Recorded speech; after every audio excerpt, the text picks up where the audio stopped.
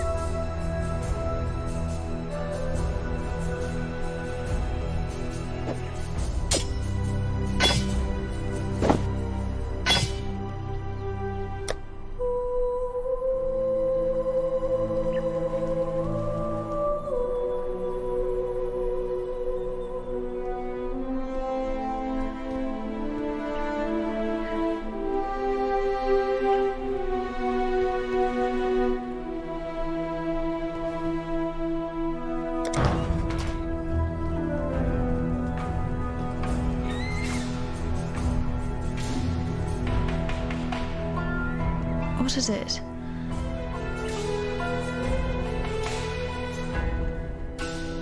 You're alone. So Tolman's... You didn't go to the crematorium? No, of course you didn't. This isn't your fight. I'm sorry. It was wrong of me to put that on you. To ask you to risk your life for someone you don't even know. Don't worry. I'll work something out. I always do. Be careful.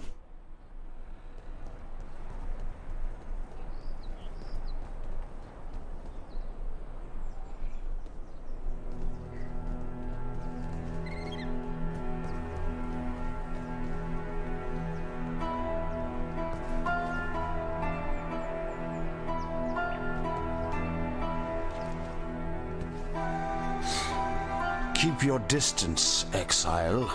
The name's Grigor, and when you've had your eyes fill of my twisted visage, how about you turn those fine jellies of yours eastward?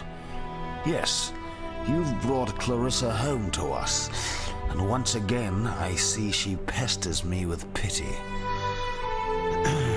There's only so much broth, so many bouquets that a man can take. For a criminal, Clarissa has a strangely soft center. Still, I'd rather not see that heart of hers harden.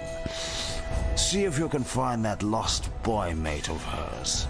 With him around, Clarissa doesn't have as much time to bother me. Death came to town. The roaring Ezomites wore red. The red of blood, the red of the fray. Death came to town. The crying Ezomites wore black. The black of disease, the black of dismay. Death came to town. The silent Ezomites wore gray. The gray of twilight, the gray of decay. Only the Isles of Scoth were spared. Once a backwater of my proud civilization, now all that remains of the Ezomites. Have fun elsewhere.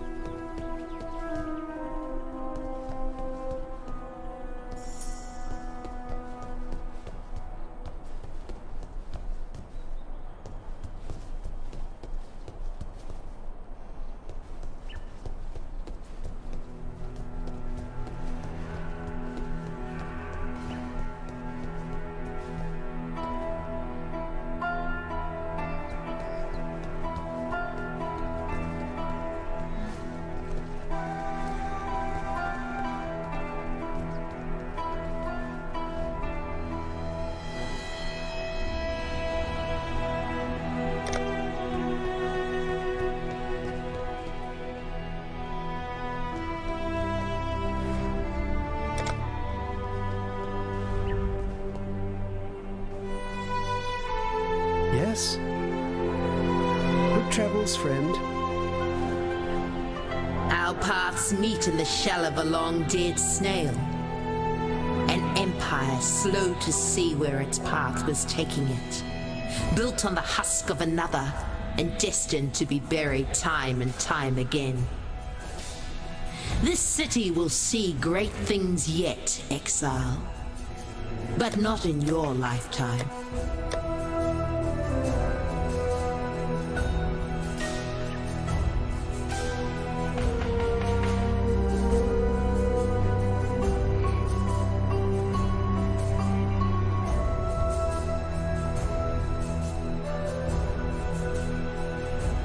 I will see you again.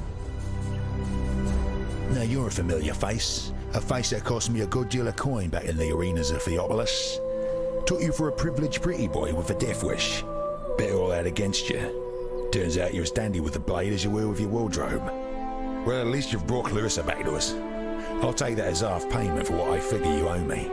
Problem is, one dyed lover isn't much good to anyone. Like gloves, they tend to be more useful than pairs. The missing glove in this case is a young fella named Tolman. Fetch Tolman back for us, and you and I can happily call it quits.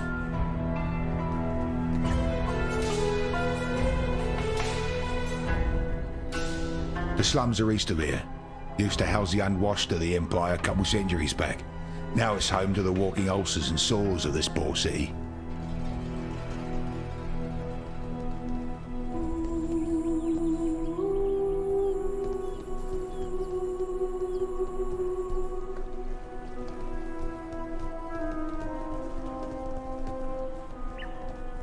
Don't do anything I would.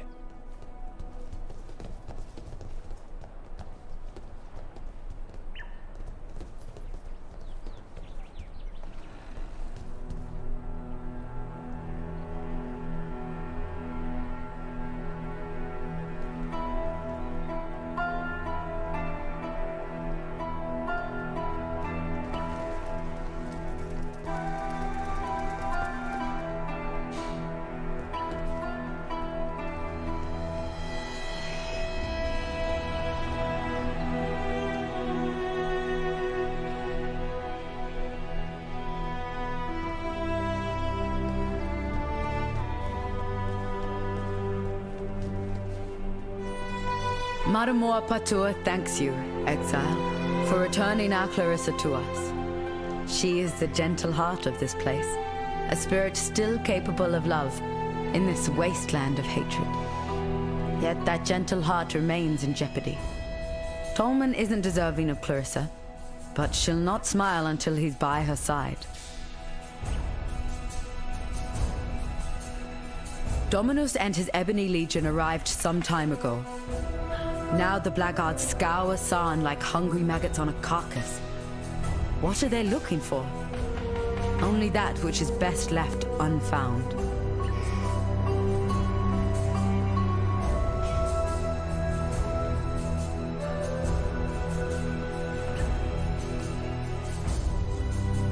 Be well.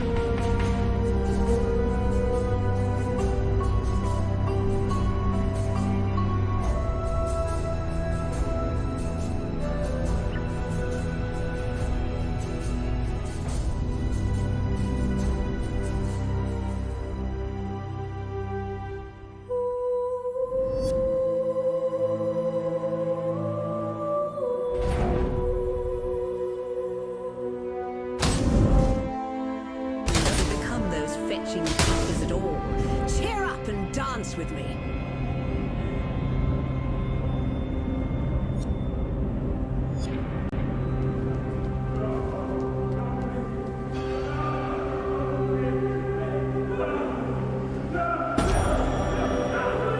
That's impressive.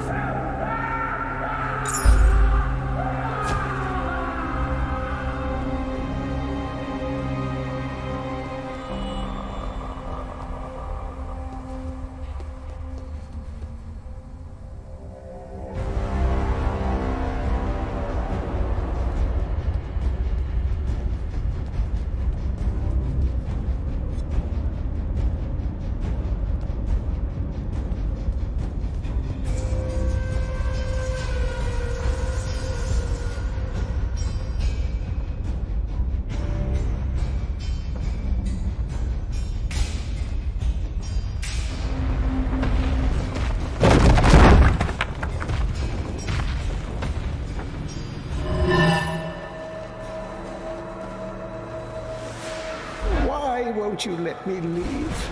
I found you so many yellow rocks. This pick is getting dull, and I'm so tired.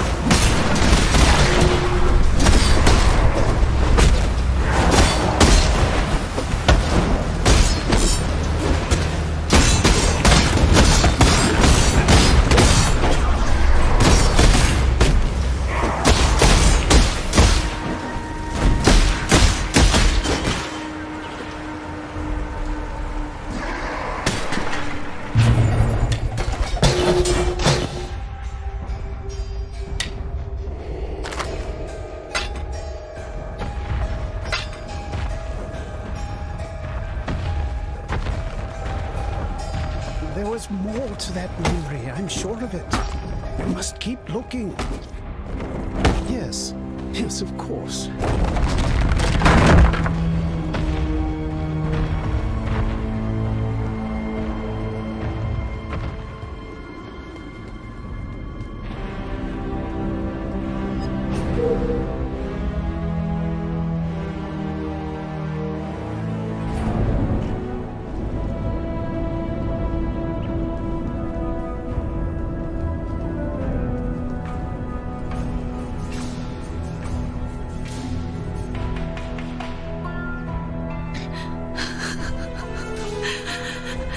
Poor Tolman.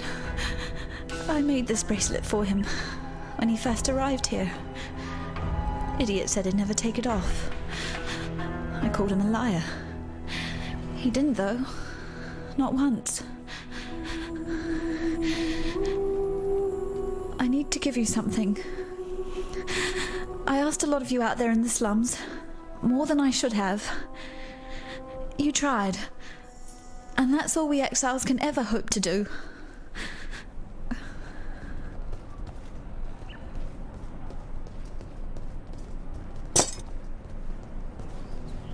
Those keys unlock the gates to the sewers.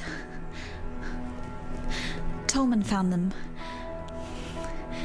Figure that in the worst of times, people will hide their wealth in the worst of places.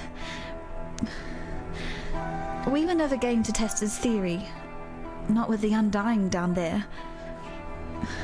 But you're strong. Stronger than any of us here. I don't think you need to fear the dark. Sorry, I need some more time to think. We'll talk soon, I promise. Be careful. I no longer dream when I sleep. I have a nightmare. The same nightmare over and over. The mirror. It's never my reflection looking back. The first time that mirror appeared to me, it was Cole I saw. A rapist from Oriath I had the displeasure of sharing a pen with in Gravisius' stockade. Piety took him for her experiments, and that night I saw her handiwork while I slept. This time it was Tolman. Flesh dried to leather, organs shrunk to husks, blood trickling through his skeleton like red dust in an hourglass. It's Piety's gift to me, that mirror. At least I won't be seeing Clarissa the next time I look into it. Make sure it's not you I see either.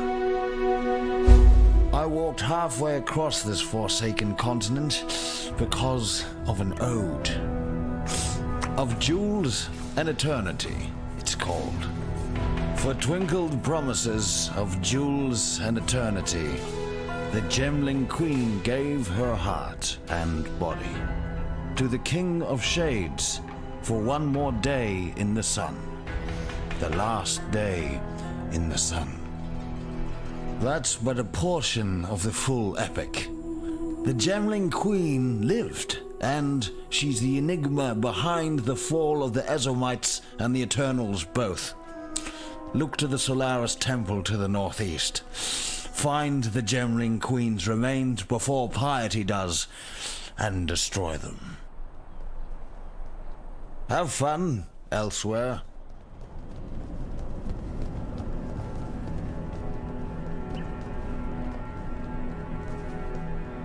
I'll miss a boy. He was always up for a laugh, whether it was at his expense or not. But I wouldn't miss that Clarissa more. Argan's the name, by the way, and it's my honour to welcome you to Dirty Old Sun, the metropolis of opportunity.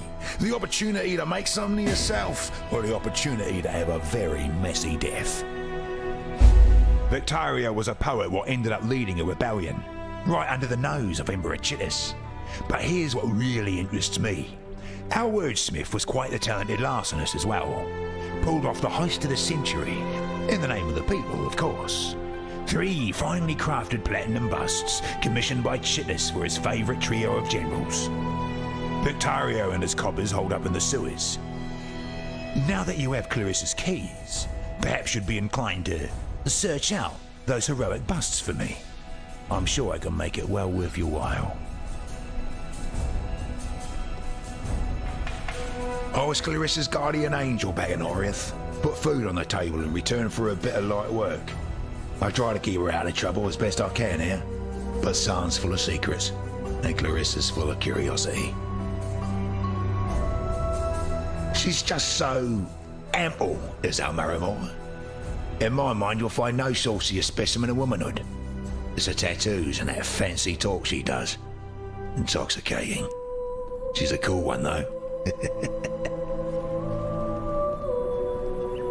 I can't imagine what that poor bastard's been through. It's a miracle Grigor hasn't completely lost his mind.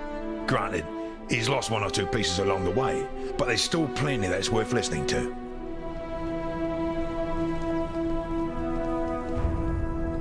I'm no history scholar, but I know that Emperor Chittus was overthrown by Vol of Thebris in the so-called Purity Rebellion.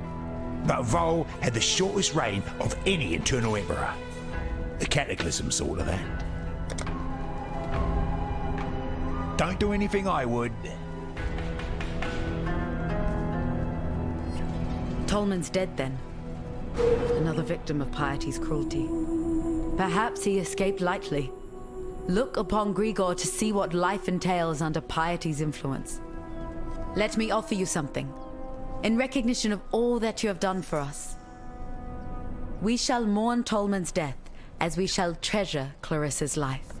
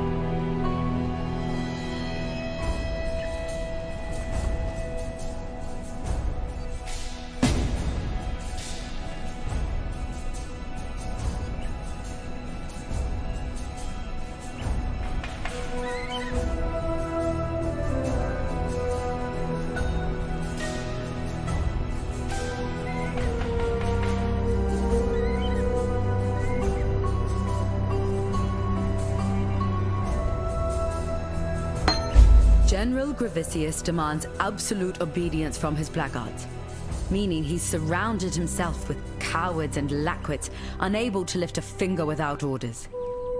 If you are able, traverse the river and murder Gravicius in his own barracks.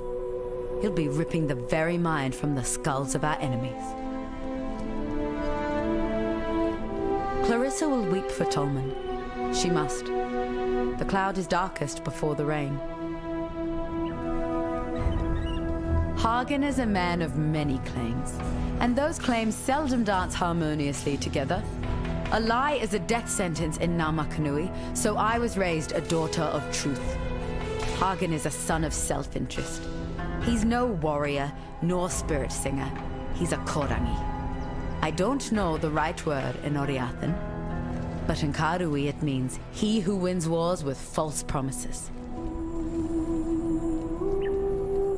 Grigor straddles two worlds.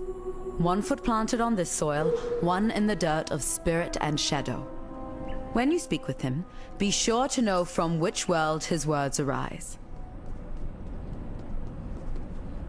It's an often told story among the Karui, how Vol of Thebris bent his knee to my ancestor, King Kalm, and promised freedom in return for war. While Vol raised his Purity Rebellion in the heart of the Empire, Kalm took Lord Lion Eye's head and the southern coast all the way to Siren's Cove. It was the greatest conquest the Karui have ever seen. If I knew how to cross the river safely, I'd be wearing Gavicia's head on my belt. Be well.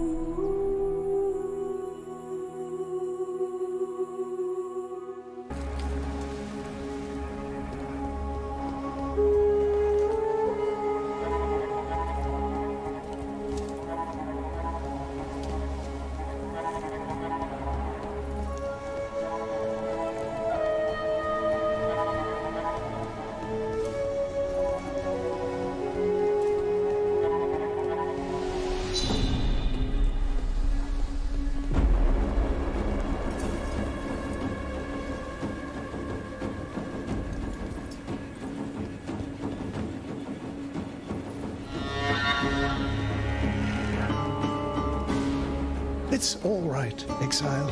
I'm sure that memory was nothing I truly needed. After all, how many memories does a man really need to be considered himself again? We'll keep looking. Good travels, friend.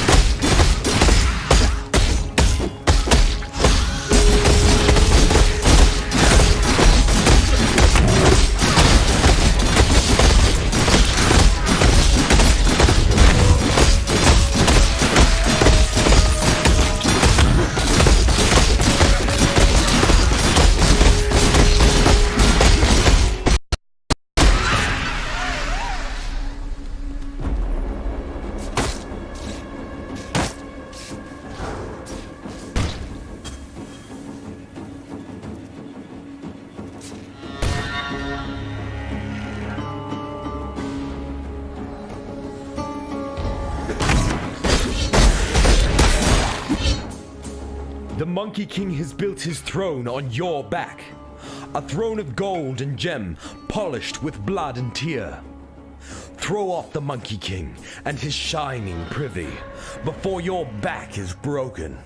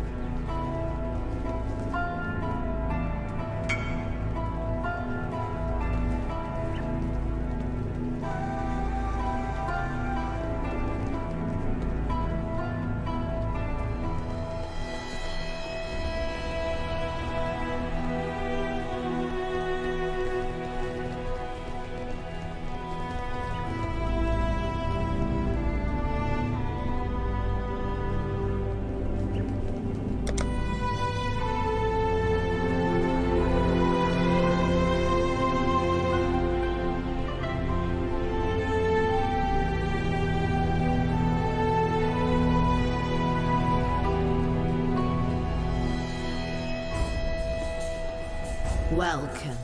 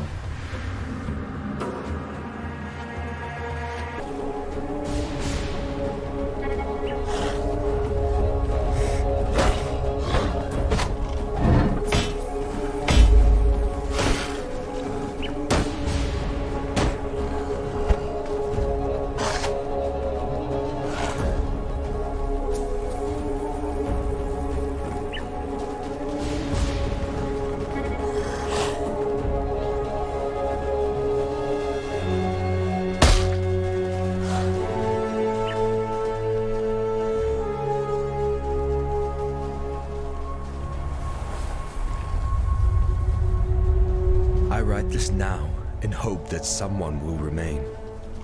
Someone may remember. The sun is an orb of blood. Twisted twilight shrouds my eyes. The air reeks of anguish. San has plunged into nightmare. The man who served me coffee now writhes on the floor. He rants of visions he alone can see as writhing red tentacles grow from his face, as if his eyes had been seeds waiting to sprout. He is quiet now, my waiter. No more cackling and screaming. Dead.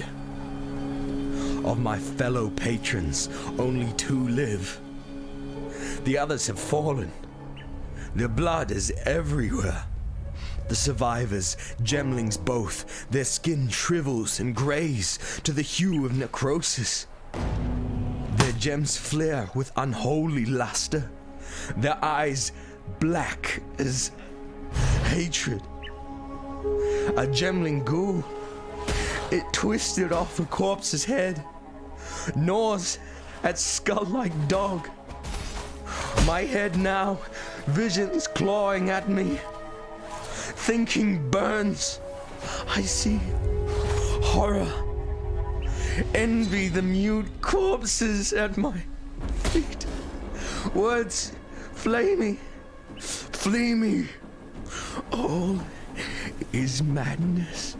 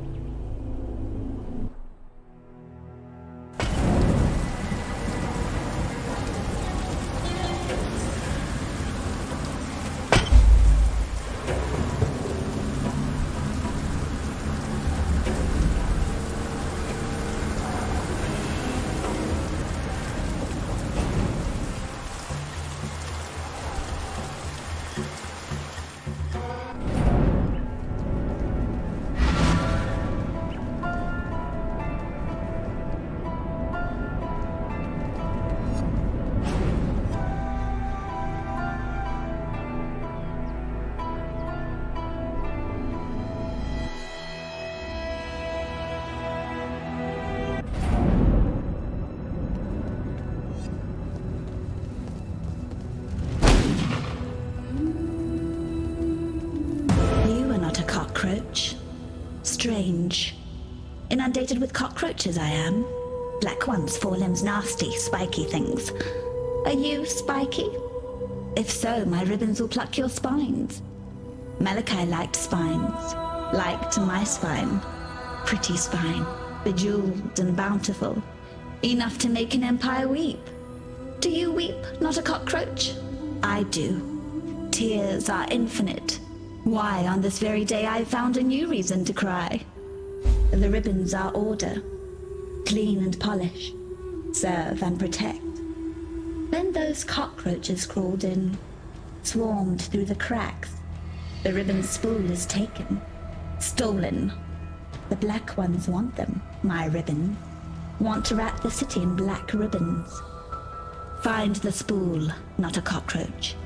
Look to my doorstep, where the ribbons crush cockroaches yet. Bring the spool, and I will find gratitude for you.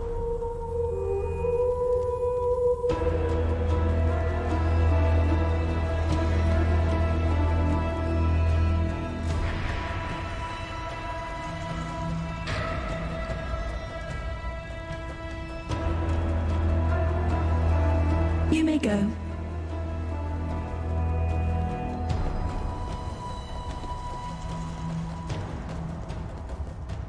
Pretty as porcelain, but her mouth spins like the potter's wheel. That's how I once described Diala. Yet on this day, my lady is as ravishing as a nightmare, radiant as the fullest moon. Diala is my gemling queen, and we shall rule side by side over the world that will soon come to be.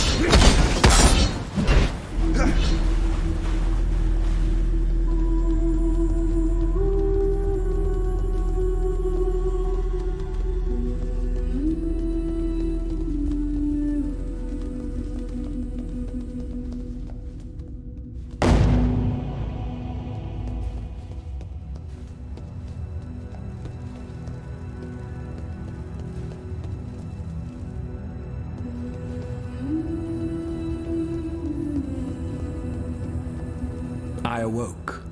Feverish and barely conscious, I set to drawing these maps through the sable hours. By morning, my fingers ached, my eyes burned, yet still I found no rest. The reverie commanded its rendering. The reverie device now stands completed. I've placed the first of my maps within its receptacle. I've taken my maiden voyage into Nightmare. I know now that which sent me this precious gift. It knows me, expects my return. it would be foolish to disappoint. Malachi.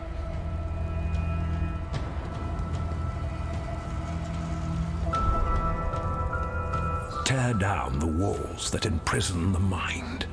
That is what the gems do. That is their true virtue. The moment my fingertips brushed the cool, silken plains of that first gem, I felt it. My skull ached as if its contents were growing, pressing against the bone, searching for a way to break free. That night, once the wine had dulled the pain enough to allow the onset of sleep, the dreams began. I have not been without them since, nor would I be.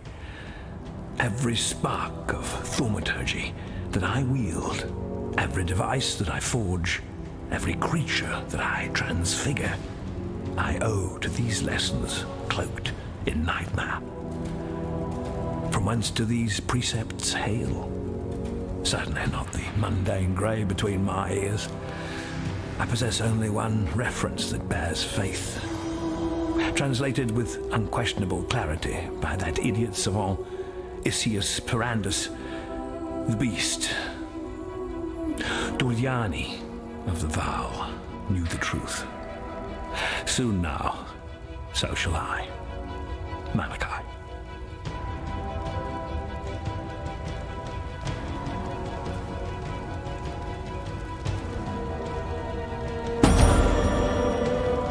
That's impressive.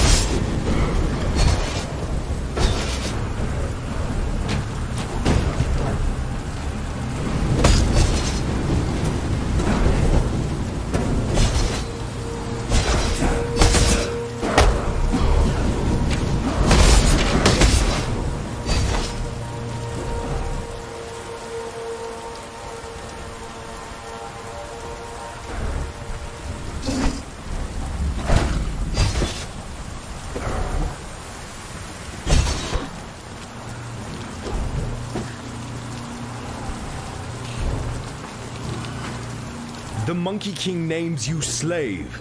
No. You are the gems of Rayclast, not the treacherous stones you dig and die for.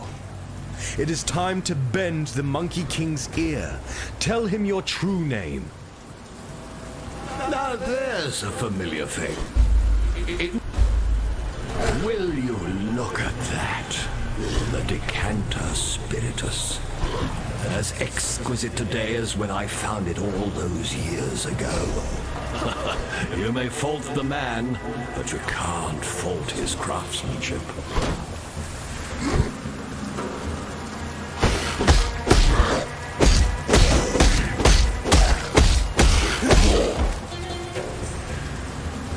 Greetings, Exile. I'm sure you've heard of Malachi by now. Ever the heterodox, he sought otherworldly inspiration by imbibing a substance called ghost wine. For the purpose, he created the decanter spiritus. I found it on my last visit here. Liquid placed in this crystal decanter becomes quasi-apparitional in nature. I'm sure you can glean the decanter's usefulness to me. Conventional liquids simply don't hit the spot. I am one sorely parched revenant. I hid the decanter spiritus in the marketplace so as not to cause temptation for the less morally steadfast in my crew. Look to the carven heraldry there and find a lion dancing upon the waves.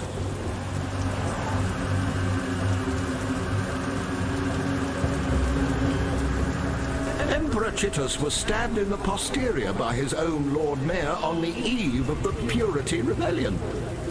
Chitus's grieving gemlings buried him in the imperial gardens, and a plum tree was planted upon his resting place, so that his mourners might taste of his glory for years to come. I found that tree, and one of my men tasted its fruit. I've never seen so much agony crammed into such a brief moment. This may seem a peculiar request, but please bring me one of Chitus's plums.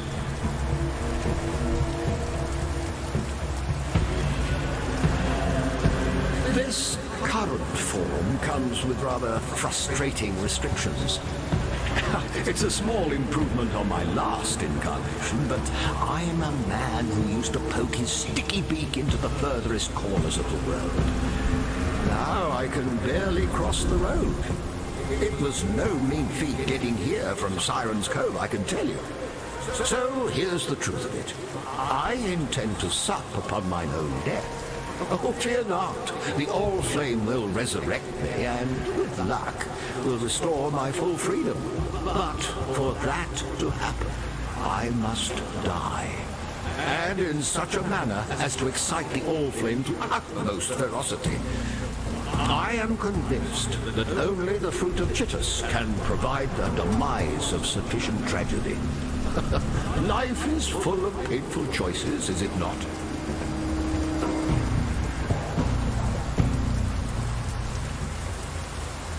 I visited Sarn some 30-odd years ago.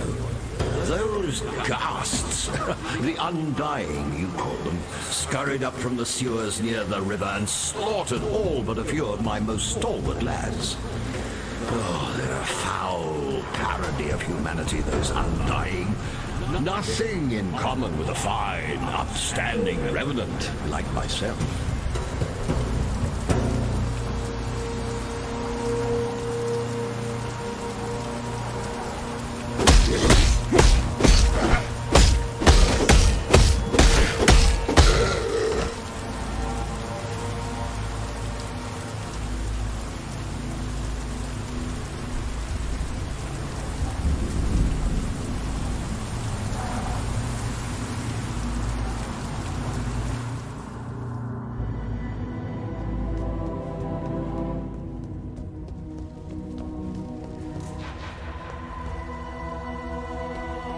They're my ribbons forevermore. Forevermore. I hate forever. I could tear Happy Ever After from Bard's bleeding tongues. You're still here, not a cockroach. Oh, gratitude. Yes, I should give you a token. A token. What token? This? Is this to your liking?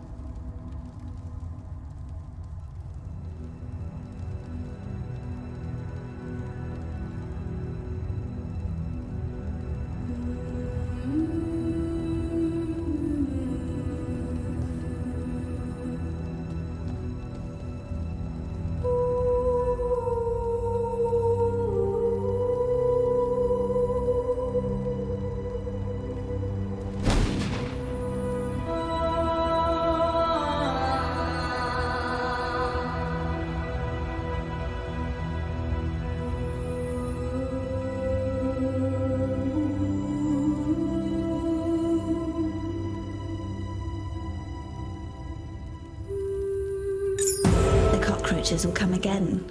They want the twist. That cockroach emperor. The other bugs shout his name. Revisius. Cross the river, squash the emperor cockroach in his nest. The bridge. It is barricaded. That spawns a tricky question. Questions. I asked too many questions. Chit has told me so. I asked where it all went. Our feculence. He made them show me. Under the river, the sewers from this side to that. Filthy, fetid tunnels like a rower's cloaca. A black place, crawling with the undying. Once beautiful and arrogant gemlings, now the foul waste of the Empire. Fitting, isn't it? Apt. I like you, not a cockroach. I like that you listen. It would annoy me if the Undying murdered you. Formetic sulfite. That's what you need? You have some already. You are a resourceful umbug now, aren't you? Give it to me. I was all eyes and ears when Malachi worked. I will make something of your formetic sulfite. I will forge an infernal talc that will bring the most furious of light to the undying darkness. A dash of arcanity. A pinch of insanity, a whisper of profanity, and the infernal talc is now ready.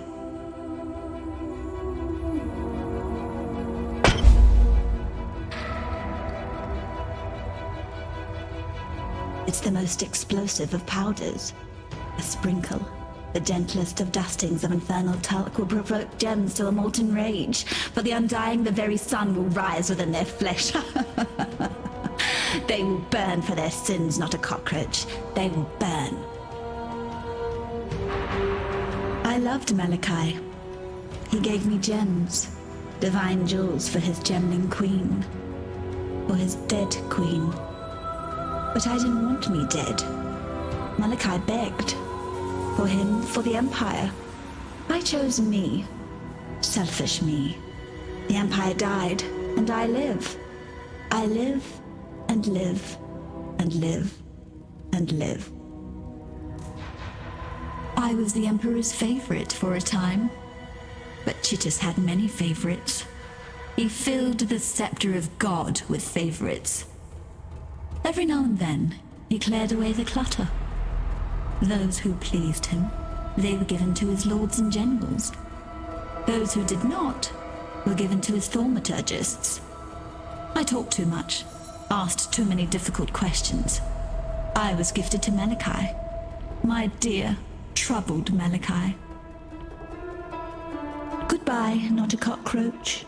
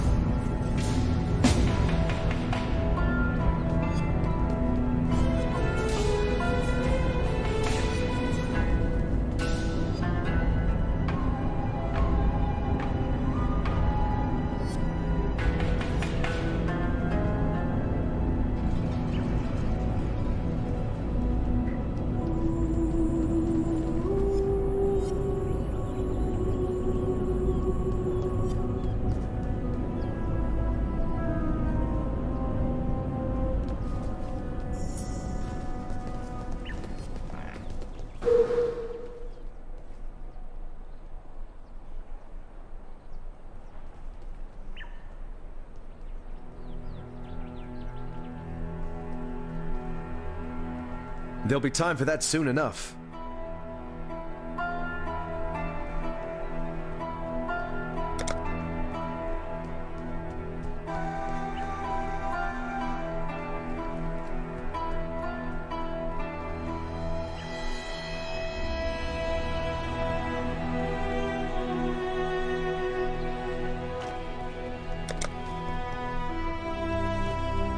The Gemling Queen? She's impossible. How did she survive? Why is she not one of the Undying? No, these questions can wait. There's a more pressing one. Is she safe from the Ebony Legion? You've been busy. With the spool back where it belongs, the ribbons should be able to keep the Ebony Legion at bay. We've both seen what they can do to a man. Whether you were saving your own skin or thinking of others, it matters little to me. You succeeded where I did not. You have stood in the presence of the Gemling Queen.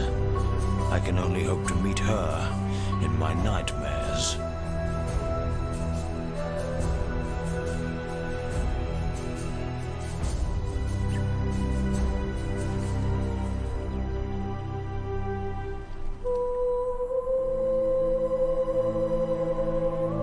Maramoa's sure of herself, and that kind of surety gets you killed in Sarn. You and all those around you. Hagen's got the right idea. Don't believe in anything that you can't trade or eat. I wouldn't rely on Hagen in a fight, and I wouldn't put too much faith in what he says. But he has one highly useful asset. His obsession with self-preservation. If Hagen deems you of use in keeping his fat self alive, he'll do almost anything for you. Victario, a fellow warrior of words. He wrote many entreaties to the Ezomites, begging our assistance in helping High Templar Vol depose Emperor Chittus. That was centuries ago. Victario's words held much power then. I imagine they still do. Piety's a genius, sculpting mere human clay into divine gemlings. At least, that's what she told me when she opened me up and buried a virtue gem in my entrails. Malachi did the same in the name of the Emperor centuries ago. Chittus's gemlings still rule Sarn. We call them the Undying now. I tried to penetrate the Solaris Temple in the northeast. Almost got myself killed by the bloody ribbons that guard the place. Bizarre, floating tapestries they are, creatures of cloth and thaumaturgy. Fortunately, a few legionnaires got in the way. While the ribbons eviscerated them, I ran straight into Gravisius. He dragged me over the bridge to the Lunaris Temple in the west and put me in Piety's tender care. Didn't say a single word to me the whole time. I was nothing but a spoil of war to him.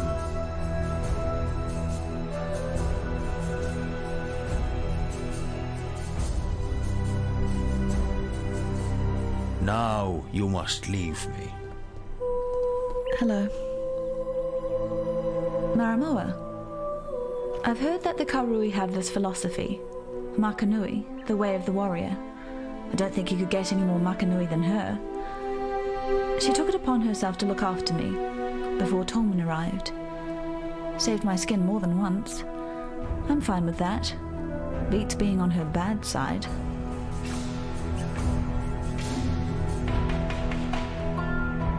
Hagen likes to think he was my kind old uncle back in Theopolis. Granted, the work he gave me saved my parents and I from starvation, This was after my father lost the family fortune at the card table, and we had to give up the manor in the country for a flea box in Theopolis. But he's not half as generous as he makes out. When Hagen gives you something, you can be damned sure that he's getting his pound of flesh in return. No one should have to go through what Grigor has. I help him as much as he'll let me, but he's a proud one, and so he should be. He's survived what has destroyed too many of us. Halfway across the world, and yet the tie between Vanilla and I endures. That was Piety's real name back in Theopolis, before her rise to greatness. Vanilla sold her thaumaturgy in the day, her body at night. Sought after, she was, enough so to become one of my best buyers. But money never meant much to Vanilla. No, she was striving for something better, nobler. Used to tell me that life needn't be this hard. It's time you all realized that. I bet she fed Tolman the same bloody line. The blackguards talked about Piety's precious gems being infected with nightmare. Tolman, what did she do to you? Vanilla was arrested for consorting with the unholy and condemned to the pyre. This was before the banishments. Dominus shared a last supper with her, heard her confession. Most think Vanilla earned Dominus's patronage on her back. I don't. Vanilla gave Dominus her better life and got a new name in return. You can count on one thing. Piety's grand future won't include the likes of you, me, or Tolman. On the fall of the Empire, the historians are deathly silent. After the Purity Rebellion, the Kingdom of Kaon blockaded Oriath, preventing any trade or correspondence with the mainland. It's said that Kaon planned to invade. Only when the Karui retreated did Oriath get any news from Rayclast, but by that time there wasn't really anyone left to tell the tale. I know. So strange that stone and metal should move and live as you and I. Still, I read that Titus's sculptors used to soften their materials with thaumatic sulfite, a byproduct of gem refining. It's the only connection that I can fathom between the cataclysm and the living sculptures of San.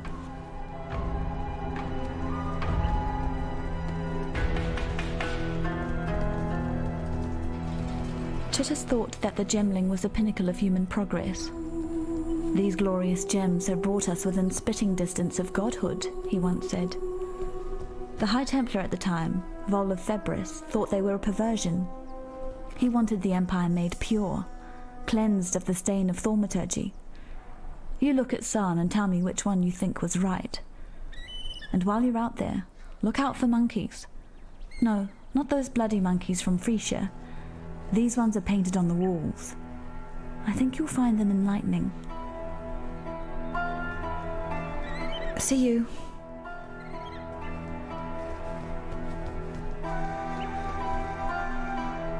Let me tell your future. You getting by?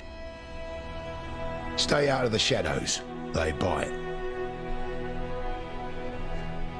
Gravesius is the mailed and bloodied right hand of Dominus. And I thought the Templar were meant to be spiritual men of deepest humanity. You notice the sarcasm in my tone, right? Had to smuggle a fellow out of Theopolis once. Got a bit too friendly with Gravesius's wife, he did. Every blackguard was out on the streets looking for him. So I had to think lateral like. We took to the drains and didn't bow our heads above the pavement until we sniffed the sea.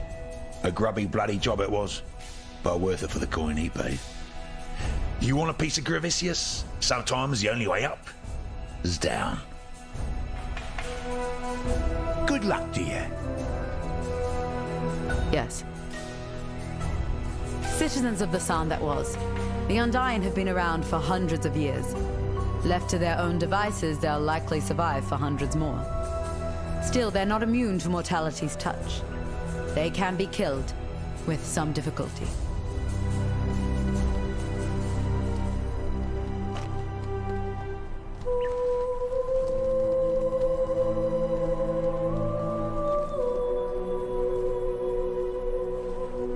Be well.